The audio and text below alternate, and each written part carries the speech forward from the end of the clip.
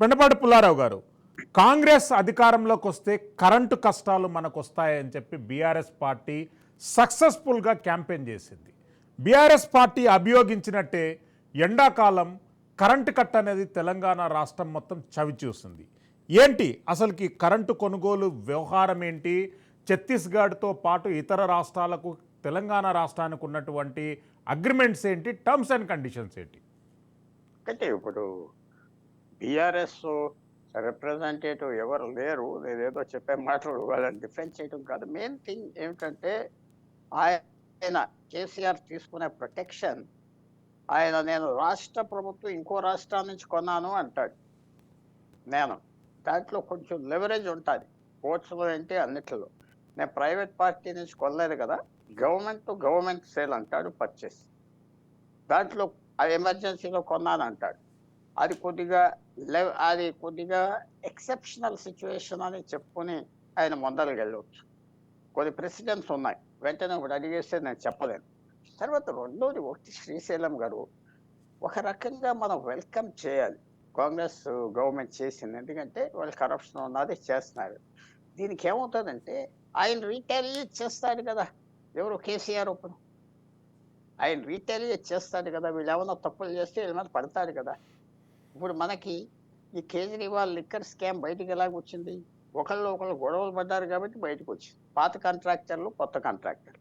So అంతవరకు మనం welcome చేద్దాం. ఎందుకంటే ఒక స్కామ్ అని ఈ గవర్నమెంట్ సీరియస్గా వెళ్తే వాళ్ళు ఏమన్నా అంటే తప్పులు చేస్తారని చెప్పట్లేదు, ఆల్రెడీ విశ్వాస్ కొన్ని వస్తున్నాయి కాబట్టి వాళ్ళు చేస్తారు. ఇలాంటి కేసెస్ ఇందాక మన ప్రొఫెసర్ చెప్పింది, వారు చెప్పింది ఏమిటంటే ఇది చాలా టైం పడుతుంది అనేది దాంట్లో చాలా కరెక్ట్ సిచ్యువేషన్. అలా టైం పడుతుంది, కోర్టుకి వెళ్తారు. కానీ ఒక షార్ట్ కట్ ఉన్నది. ఈ షార్ట్ కట్ ఏంటంటే, అలా జైలుకి వెళ్ళారు, వాళ్ళు వెళ్ళారు, లాలూ ప్రసాద్ వెళ్ళాడంటే అక్కడ సిబిఐ ఈడీ ఎలా వచ్చినాయి అంటే డబ్బు వాళ్ళు ఏమంటారు హవాలా ద్వారా డబ్బుని చూపెట్టకుండా అకౌంట్స్లో తెచ్చుకొని కొనుక్కోవటం, ఆస్తులు అవి ఈడీ వస్తాయి. అదే ఏమన్నా లింక్ చేయాలి. కాంగ్రెస్ గవర్నమెంట్ ఎంక్వైరీ చేసేది క్యాష్ కరప్షన్ అంటే ఉండాలి కదా.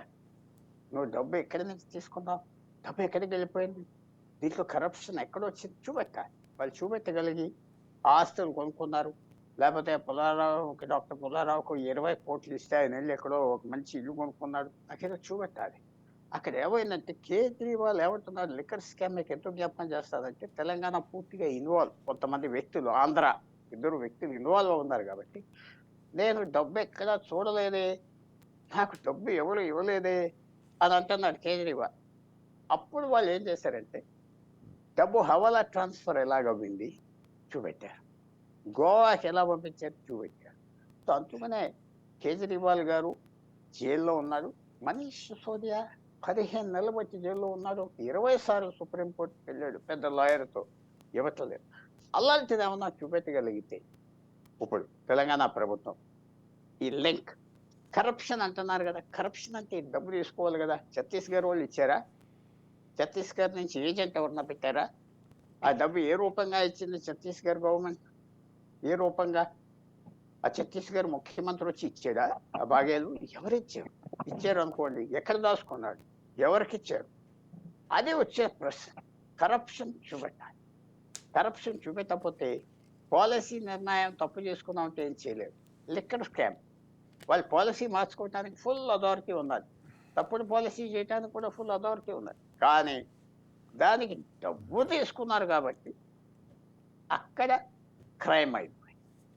క్యాష్ ట్రాన్సాక్షన్ ఈ ఛత్తీస్గఢ్ పవర్ పర్చేస్ గవర్నమెంట్ నుంచి ఎలా తీసుకున్నారు, ఎలా చేశారు, అది మాత్రం మనకి చూపెడితే చాలా బాగుంటుంది. ఆ క్యాష్ ట్రాన్సాక్షన్ అది ఏమన్నా చూపెట్టారా ఆ కమిషనర్ ఎంక్వైరీ? దాని మీద ఏమన్నా వాళ్ళు ఏమన్నా సైటేషన్ ఇచ్చారా, రెఫరెన్స్ ఇచ్చారా? వాళ్ళు ఊరికినా ఇలా చేసావు అలా చేసావు అంటున్నారా? అది చూడాలి. క్యాష్ ఏం తీసుకున్నారు, క్యాష్ వినోద్ గారు ఏమన్నా చదివారు ఆ కేసు నాకు తెలియదు, professor. Cash cash cash cash లేకపోతే పొగ లేకపోతే ఇంకా అగిలినట్టు లెక్క. సో ఊరికనే కేసీఆర్ ఏమంటాడంటే నేను డబ్బు తీసుకోలేదు, ఇలా ఎండలో చచ్చిపోతున్నారు జనం కాబట్టి కరెంట్ తెచ్చాను అంటాడు. క్యాష్ క్యాష్ లేకుండా, కరప్షన్ లేకుండా, మనీ ట్రైల్ చూపెట్టకపోతే కేసీఆర్ నవ్వుతూ బయటకు